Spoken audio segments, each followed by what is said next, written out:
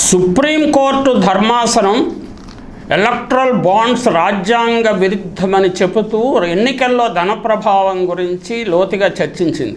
నేను మీకు వాగ్దానం చేశాను, దాని మీద వీడియో చేసేటప్పుడు ఈ జడ్జిమెంట్ పూర్తి పాఠాన్ని చదివి అందులో కీలకమైన అంశాలు మీ దృష్టికి తీసుకొస్తాను. అంటే ఇది రాజకీయాల్లాగా చాలామందికి ఆసక్తి కలిగించకపోవచ్చు, అందువల్ల దానికి వ్యూస్ కూడా తక్కువే ఉంటాయి. నేను దాన్ని గుర్తించే ఇది చేస్తున్నాను. కానీ ప్రజలు ఖచ్చితంగా తెలుసుకోవాల్సిన కొన్ని అంశాల గురించి నేను వీడియోలు చేస్తాను. కొన్ని మామూలు సాధారణ వీడియోలు చేస్తుంటే వేల మంది చూస్తారు, ఇలాంటి వీడియోలను తక్కువ మందే చూస్తారు.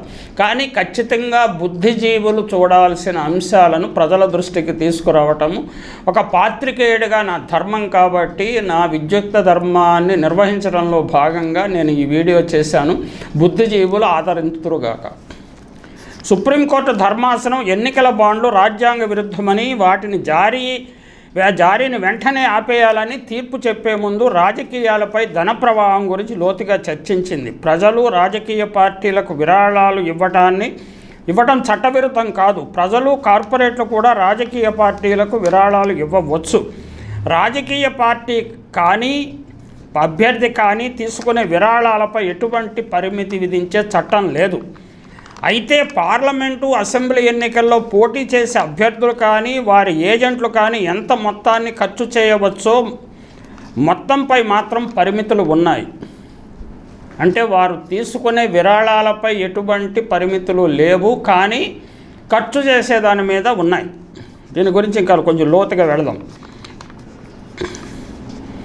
పార్టీ తరఫున పోటీ చేయడానికి నామినేషన్ వచ్చినప్పటి నుంచి ఎన్నికల ఫలితాలను ప్రకటించే వరకు చేసే ఖర్చు ఆ పరిమితులకు లోబడి ఉండాలి. అయితే రాజకీయ పార్టీలు చేసే ఖర్చుపై చట్టం ఎటువంటి పరిమితులు విధించలేదు.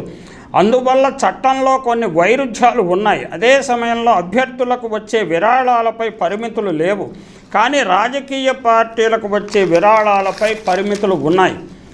అదే సమయంలో అభ్యర్థుల ఎన్నికల సమయంలో చేసే ఖర్చులపై పరిమితులు ఉన్నాయి, పార్టీలు చేసే ఖర్చులపై పరిమితులు లేవు. ఇది ఒక వైరుధ్యం.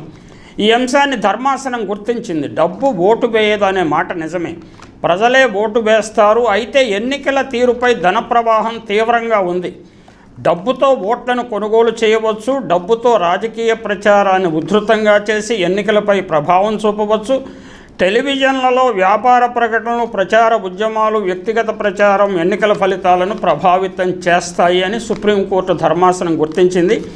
ఎన్నికల ప్రచారం ద్వారా అమాయకులైన ఓటర్లను, తెలివైన ఓటర్లను కూడా ప్రభావితం చేయవచ్చునని ధర్మాసనం భావించింది. రాజకీయ పార్టీలు జాతరలు, పండుగలు స్పాన్సర్ చేయడం ద్వారా ఓటర్లను ప్రభావితం చేస్తాయి. సాహిత్య సభలు, పోటీలు, నగదు బహుమతుల ద్వారా ఓటర్లను ఆకట్టుకుంటాయి. ధనబలం ఉన్నవారు ఈ అవుట్రీచ్ కార్యక్రమాల ద్వారా ఓటర్లను ఆకర్షిస్తారు. రాజకీయాల్లో ధన ప్రభావం ఎక్కువ కావటం వల్ల డబ్బు లేని అభ్యర్థులు, పార్టీలు పోటీలోకి దిగటానికి సందేహించాల్సి వస్తున్నది. రాజకీయ పార్టీలు అభ్యర్థుల ఎంపిక సమయంలోనే డబ్బున్న అభ్యర్థుల వైపే వాళ్లకు అభ్యర్థులుగా ఎంపిక చేస్తున్నారు. ధన ప్రవాహం వల్ల కొత్త పార్టీలు ఎన్నికల బరిలో దిగటానికి సందేహిస్తున్నాయని ధర్మాసనం గుర్తించింది. అందువల్ల బలహీన వర్గాల ప్రయోజనాల కోసం పోరాడే పార్టీలు ఎన్నికల బరిలోకి రాలేకపోతున్నాయి. అందువల్ల తమ ఎన్నికల ఖర్చు భరించే ప్రధాన పార్టీలతో పొత్తు అనివార్యం అవుతోంది. దానితో కొత్త పార్టీలు భావజాలం, నిబద్ధత మరుగున పడిపోతున్నాయి. అందువల్లనే చిన్న పార్టీలు అభ్యర్థులు రాజకీయంగా పోరాడేందుకు అవకాశాలు తగ్గిపోతున్నాయి. సుప్రీంకోర్టు ఎన్నికల్లో ధన ప్రవాహం గుర్తించి అనేక తీర్పుల్లో ప్రస్తావించిన అంశాన్ని కూడా ధర్మాసనం తన తీర్పుల్లో ప్రస్తావించింది. ధనిక పార్టీలు విస్తృతంగా ప్రచారం నిర్వహించగలుగుతాయి.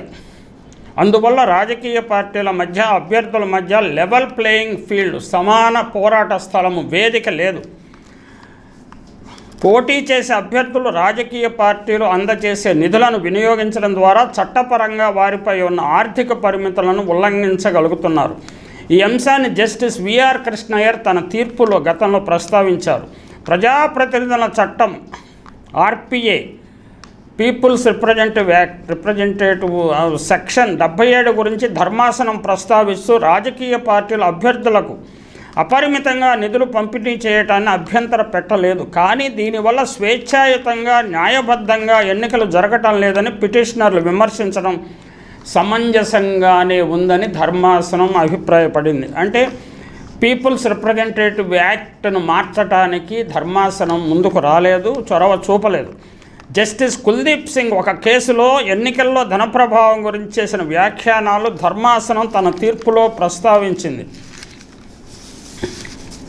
సార్వత్రిక ఎన్నికలో అవుతున్న ఖర్చు చాలా భారీ స్థాయిలో ఉంటుందని కుల్దీప్ సింగ్ అభిప్రాయపడ్డారు.